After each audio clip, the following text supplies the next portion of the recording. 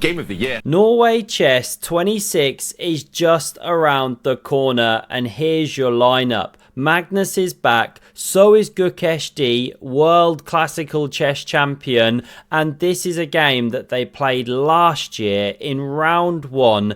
David Howell instantly coined it game of the year. It featured 99% accuracy from Magnus Carlsen. Stunning. Wait till the end game, it was the most special part. Magnus started with d4 here. Look on the left, that's the times, it's classical.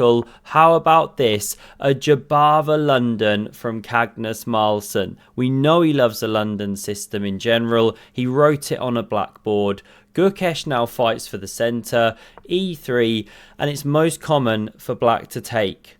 But this was played in the game. The main way to play against this is with f3, the most testing move. Try and punish this early bishop development. But Magnus plays bishop e2. He called this move himself a bit of a wussy move. You know, allowing black to just calmly trade those bishops. Usually that's good, because the pawns come into e6, right? 4 ways to recapture. Obviously Magnus bomb clouded. No, he didn't. He took like this. Now it looks a bit odd, right? Surely you go with this knight. Well, let's see what he's got planned. Yes, here it is. The party hat pawn formation. One of the most overpowered in chess. Hands up if you play a London system. If you do, by the way, go and check out Lotus Chess. There is nowhere better to learn the system and all the traps. Blow your opponents out the water. But not just that. For your subscription fee, you also get the entire endgame course. I mean, how cool is that? I don't know anywhere else that's teaching endgames in such an easy to learn, gamified manner. It's just fun. And it's free to get started. You only sign up if you want to keep playing and playing and playing. So much fun. I absolutely love it. Check it out. Bishop e7, knight g3, and it makes this bishop look a bit clumsy. You know, where's it headed? Especially watch this now. Magnus doesn't castle. He goes queen e2. What's he got planned? Is he going queenside, kingside? Does he not want to at all? h6, g5's on the way. Your bishop's getting pretty short of squares. Here, sure, but you move a knight, f6, isn't it just trapped? Magnus plays rook d1, inviting g5, but actually it doesn't work on the bishop trap idea. Magnus goes into the confessional booth at this point, talks about all these calculations of why it doesn't work. We love a confessional, of course. It gives us such epic moments in chess as this. Very excited by the snack selection today. It's a little crostini. I have some cream cheese, smoked salmon, capers, and a little bit of red onion. I don't know if you can see. I've already ate 8 of these so far, and we're only 10 minutes into the round.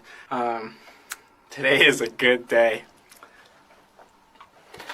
I wonder Liang there, what a guy, loves a snack. Now if you bring the bishop in here and say black does this, looking to trap, well you can play pawn h4. And if you trap the bishop, you can sacrifice the piece, crash through here, and then in one way or another clear the knight out the way, sacrifice a piece even just to bring in the queen. And these kind of mating threats are unavoidable. Too many pieces in the attack. It is a mating line. So let's run back. No g5. Gukesh plays queen out here. Hits a pawn. Magnus defends. And you could already play the queen to a6. Go for an exchange. We see it soon, so we won't go into the subtle points. Gukesh plays this instead. And now does Magnus castle? No, he doesn't. Absolutely love this game. Watch this. h4, blasting off there, ploughing the h pawn down. Everyone's having fun. Gukesh responds. Could go queen a6 or pawn a6. Queen a4. Really weird looking move, but when I click and click and click, it seems to be connected with trying to exchange the queens on c4. So Magnus now hops, covers that square. In general, just a good move, thematic move of course. This is the outpost.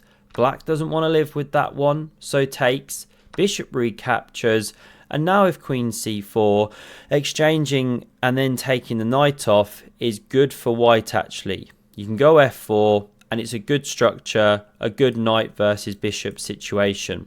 So no queen c4, knight d7 instead, the bishop backs up, and now queen a6. Now you're probably thinking, can't you take double the pawns? Yes you can, but it's not all that bad for black. You get a ton of b-file pressure, and with these ones already advanced, not so easy to defend it. If you try b4, well, you're really opening the queen side up for black's pieces. Magnus doesn't want that. He plays queen f3. Sure, he loves an endgame, but here he keeps them on correctly, wants to pressure the black king. Gukesh going for piece exchanges, sensible. Now a great move, continuing the momentum here. Knight h5. Now usually a knight on the edge of the board is a stinky loser with very limited prospects. Common chess saying, you've probably heard it down your local club.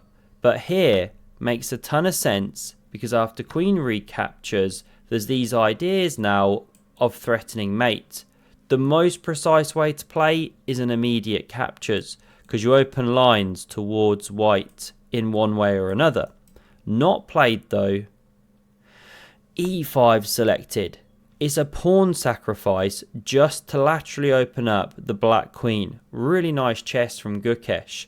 Magnus could take immediately, but doesn't. He backs up, threatens a mate, therefore queen g6. g6 playable, but actually this is slightly more precise.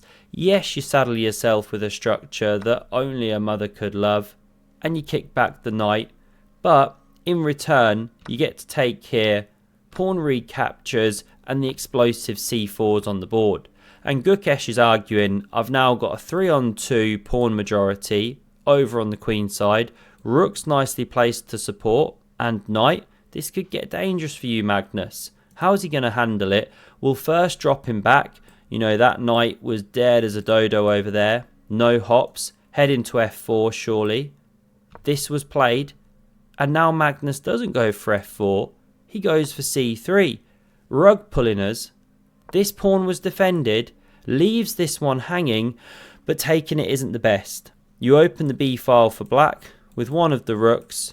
And this is actually better. Too much activity. King's too centralised. Rook's not in the game properly. You can't touch this pawn. So that's why we saw rook b1. Rook a b8 now in response, because this was covered, so that was a threat.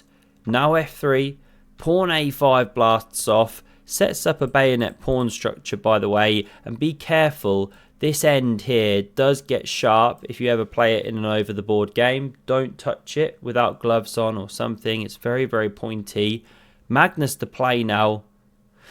And before you can say, show us your best raspberry, Magnus.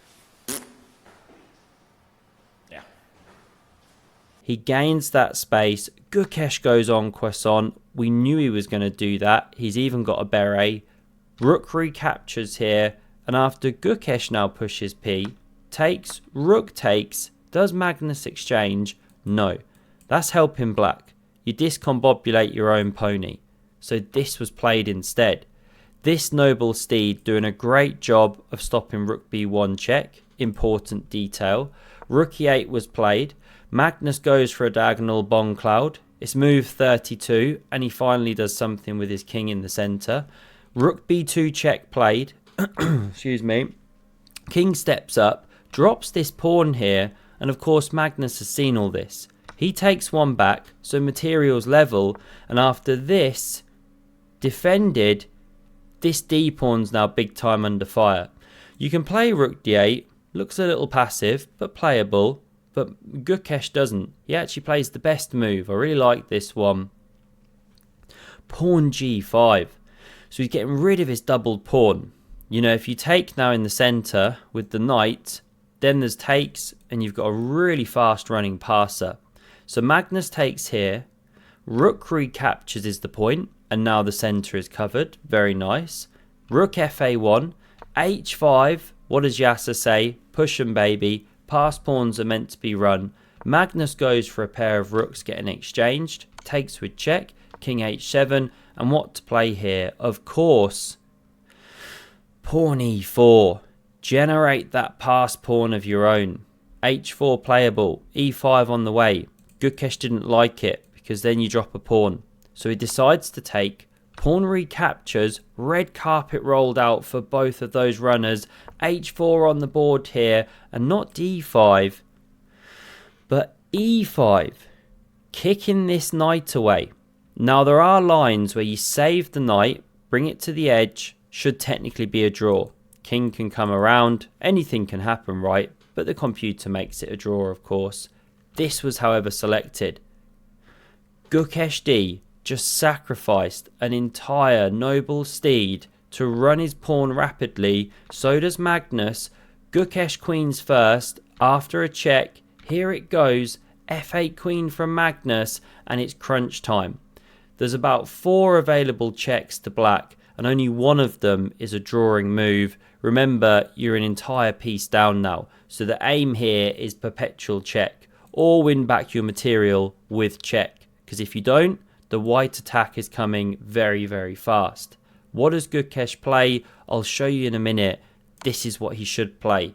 We're in the back cave. Check. If you block with the knight, usually an amazing defender of the king, it does still allow a perpetual here. You have to stay with this knight. If you step up, well, then the queen can carry on checking. Step back, carry on checking. Step down, carry on checking. Check. And if you try and run away, well, this isn't actually the play. White's attack is too great, too fast against the black king. You carry on checking. And now if the king steps up, you take with check. No good. So let's say you run to b4. Now you can carry on checking, or even take the knight in this line. This time around, the black king does get to safety, because with the queen here, you cover the e8 square. Okay, that's why this was a drawing move. Knight e2 didn't work. If you run the king, doesn't work. Let me just show you that one quickly. Still doesn't work because you carry on checking. Here, black's even better. But in the game, queen h6 check. Bit of a shocker. It's up there with this t-shirt that I'm wearing, Hawaiian one. Absolutely suspect. King c2 was played. Now what's the big difference? Well, now the king can run, and it runs to safety. a2. And if you take this knight here, then your king gets hunted. We're in the back cave. However you block is no good. Say you step up, that's mate in 1. g6, you've just opened up the king this way. This is the fastest mate, but there's other ones, right? Something like this. Blocking with the queen, no good. You lose a queen, and with it the game. So we didn't see takes of the knight. We saw rook g2 check, but Magnus finds safety now. Where are the checks at this point? They've run out. I mean, you can go from c2, but the king will hide. This was played in the game. Magnus now starts checking, and what's so incredible is that after king f5, queen f8 check, king e4, this is the moment that we get the now legendary, famous clip, David and Tanya. The only winning move. It's the only move? The only winning move. It's the only move? The only winning move. It's the only... Oh my god. Yes, there's only one winning move here. Well done if you saw rook e6 check. Gukesh resigned the game. What to do? If you take the pawn, you get hunted something like this. You always have to start intercepting the queen or get mated. You know, the king's got no squares. It's in a really bad spot. That's, of course, game over. If you don't take the pawn after rook e6 check, say you go king d3, well, then you start checking. You don't even have to take here. You can now win the queen. So it's over in various ways. This is why the king's dead. This is why the material's being lost. This is why Gukesh resigned. Amazing game. 98.9% accuracy from Magnus. Do have a look at the video on the screen in case you missed the unbelievable game he played against Richie Rapport in the last few years. Covered it the other day. It's on screen, and I hope to see you soon for Norway Chess. Thanks a lot for watching, and see you soon. Cheers.